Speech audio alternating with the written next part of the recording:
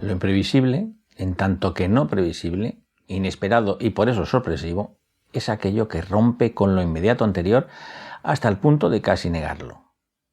Tal es la potencia de la emergencia de lo imprevisible. Y plantea a quien lo experimenta una extraordinaria sensación de actualidad a través de una desconcertante tesitura. ¿Qué hacer ante ello, ante lo imprevisible? Lo imprevisible rompe con lo anterior y plantea un ¿qué hacer? Vemos a unos cazadores tribales 2000 años antes de Jesucristo. Están contentos celebrando la captura de su presa porque les da margen a su supervivencia. Se diría que son felices incluso gastándose bromas después de jugarse la vida.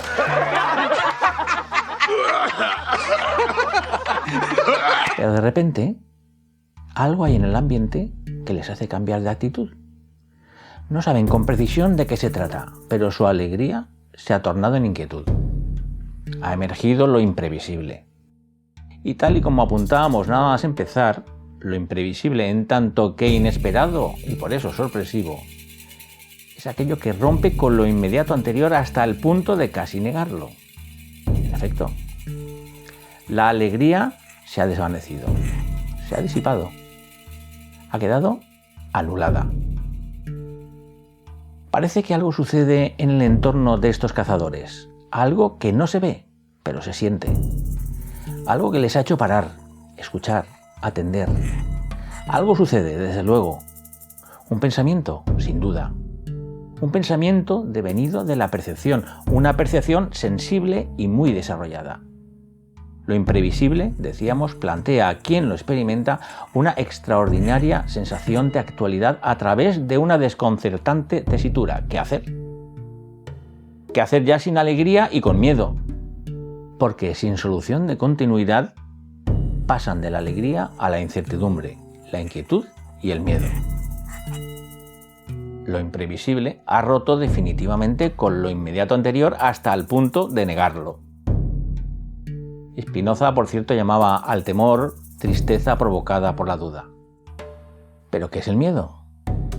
El miedo no es más que la materialización de un temor sobre el futuro, inmediato o no. Y quien lo padece porque no lo puede evitar. El miedo hay lo que algunos llaman paralelismo psicofísico, que es el que hace de él algo psicológico en concurrencia con una excitación fisiológica. Tener miedo es, como todo, algo que no es ni bueno ni malo. Solo puede juzgarse el miedo en función de los factores que lo producen. Pero eso es algo que escapa a quien precisamente tiene miedo, que por eso se califica tantas veces de irracional y enajenador al mismo tiempo. Quien lo padece se cree en riesgo por ese algo a lo que tiene miedo. Y después estaría la actitud de la respuesta. Solo hay dos formas con todos los matices que se quiera.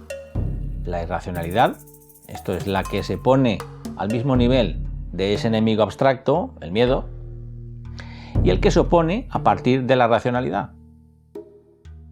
¿Qué hacer con ello? Están todos inmóviles porque están atenazados por el miedo. Escena, por cierto, narrada magistralmente por Mel Gibson. Ya saben que se trata de otra tribu que solo pide paso. Algo que no acaba de tranquilizar a quien ya ha puesto cara al miedo. El miedo es sin duda una perturbación del ánimo. Pero todo nos indica que deberíamos tener dos términos para hablar de miedo. No es lo mismo miedo a lo desconocido que miedo a lo conocido, lo sabemos. También son variadas las formas de enfrentarse a él. El que claramente tiene entre los jóvenes más predicamento, seguramente por sus habilidades en la lucha, en la caza, está dispuesto a usar la fuerza contra lo que aparezca y por eso mira a la persona de más edad, que sin duda es el jefe, el líder, y que además después sabremos que se trata de su padre. Vemos que su miedo es distinto, Sin duda ambos lo tienen, pero su reacción ante él, en el padre, es más calculada. En el joven hay nerviosismo y desasosiego, en el padre contención y cierta serenidad, lo que imprime a su decisión una incuestionable mesura y moderación provenida por una evaluación de los hechos primero y por su consiguiente racionalización segundo. La mesura que les pide a sus cazadores. Y después vemos que en realidad no pasa nada. Se trata de otra tribu cuyo poblado ha sido arrasado y por eso pide paso en busca de un nuevo asentamiento. El miedo lo tienen quienes no lo pueden evitar y en este caso lo tienen todos. Es la vida lo que les va. La diferencia, pues, se encontraría en la gestión de ese miedo que es consecuencia de la conciencia de riesgo que pone en peligro sus vidas, que pone en peligro el futuro, más o menos inmediato. Todo es una cuestión de control, de autocontrol. Un pensamiento, decíamos, una duda, la de ¿qué hacer? ¿Qué hacer con lo imprevisible?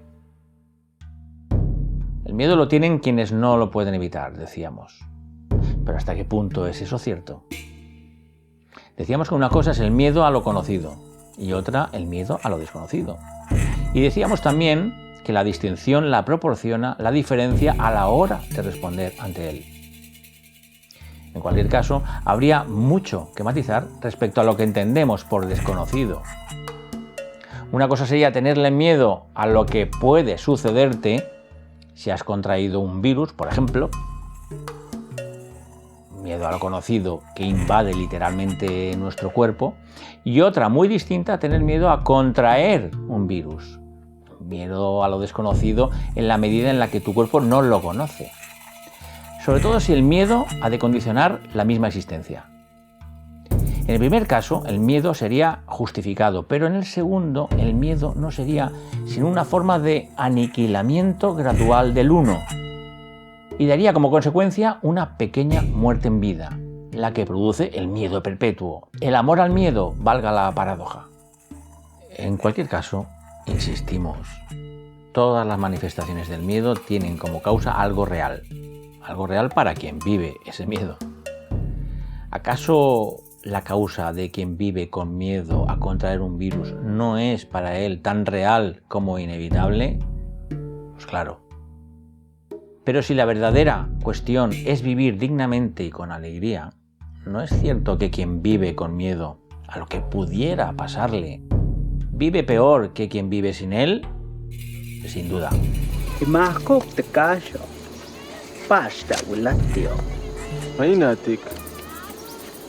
Sak. Tam. Kak sak. Le tiop saya tiop le. Tawila. Saki lo. Ampel ko anel. Lelela kuyo kutikusta. Lelela chokan. Kaskunta. Uetel nakila kusta. Tene maten Jesus utian wilatsi sakli. Hosta puksika. Matasiki chikatalo. Saas laki. Yank mutstele bat bob. Tukilit. Kashilak chibalo. Telo tone yan pishno. Utia un ukton. El miedo es, ciertamente, muchas veces irracional. Pero tampoco deja de ser cierto que la mejor forma de confrontarse a esa irracionalidad no es añadiendo más irracionalidad, sino imprimiendo a esa irracionalidad pensamiento y templanza. Esto es racionalidad. Hay muchas personas que han elegido el miedo como forma de vida. Muchas. Demasiadas las personas que han elegido el miedo como una forma de irresponsabilizarse de sus decisiones que prefieren dejar en manos de otros.